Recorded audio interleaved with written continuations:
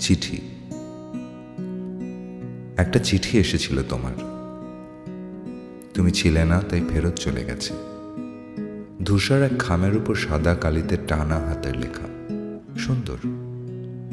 Postman তোমাকে না পেয়ে আমার হাতে দিয়েছিল। রাখা উচিত ছিল হয়তো, রাখতে ইচ্ছেও করছিল, কিন্তু রাখিনি। মনে হলো যে পাঠিয়েছে তার কাছে ফেরত গেলে অন্তত বুঝবে যে তুমি নেই, না হলে হয়তো আশায় বুক বেঁধে অপেক্ষায় থাকবে। এত দরদ যার হাতের লেখায়, তার জন্য মিথ্যে আশার শোভনীয় হওয়ার কথা নয়। পোস্টম্যানটি অনেক বলছিল রেখে দিতে, তুমি ফিরলে দিয়ে দিতে, কিন্তু আমি ভেবেছিলাম তুমি আর ফিরবে না। আছো হয়তো কোনো বরফে ঢাকা সাদা পাহাড়ের পাদদেশের ধূসর কোনো গ্রামে, অথবা শুধু কল্পনায়, সবকিছু ভুলে গিয়ে নিজেকে খুঁজে পেয়ে। তুমি তো পিছুটান চাও না, আমি জানি, কিন্তু যে মানুষগুলো এরকম তারা খুব সহজে অন্যদের পিছুটান হয়ে যায় কেন জানি। আমি আসলে চাইনি তোমার টানে কেউ আটকে থাকুক। জানি এরকম ভাবার অধিকার আমার নেই, তবুও।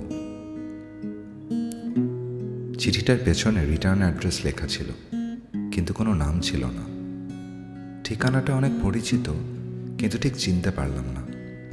অনেক ভেবেছি, কিছুতেই মনে পড়ছে না। যাই হোক, বেশি কথা বলছি তাই না? একটা চিঠি তো।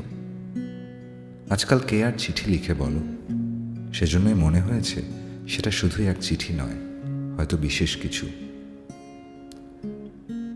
বিশেষ কোনো মানুষের বিশেষ কিছু কথা, সকল অনুরাগ অনুভূতি নিজ হাতে সযত্নে কালির সাথে মিশিয়ে এক টুকরো কাগজে ঢেলে দেয়া।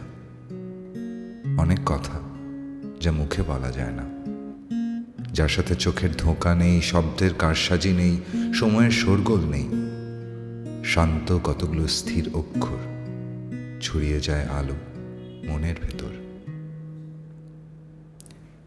আমি যদি পোস্টম্যান হতাম তাহলে এরকম চিঠি পেলে পৌঁছাতামই না, চুরি করে রেখে দিতাম বুকে আগলে। কিন্তু এই পোস্টম্যানটি অত্যন্ত নিরস, একটু আমার মতো হলে ভালো হতো।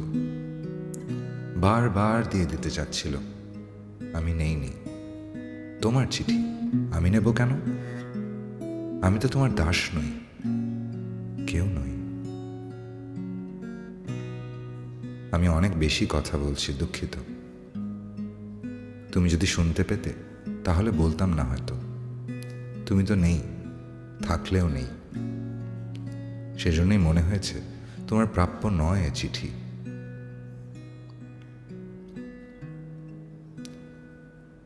আজ একটা চিঠি ফেরত এসেছে আমার, ধূসর এক খামের উপর সাদা কালিতে টানা হাতের লেখা, সুন্দর, ঠিক তোমারটার মতো। তোমাকে লেখা আমার চিঠি। আমার জন্য শুধুই দীর্ঘশ্বাস না, বুক ভরা শ্বাস নিয়ে পিছুটান ছেঁড়ার বার্তা। কিন্তু বুঝলাম না, যখন লিখেছিলাম তখন তো এমন কিছু লিখিনি। কে বদলে দিল অর্থ ফিরতি পথে?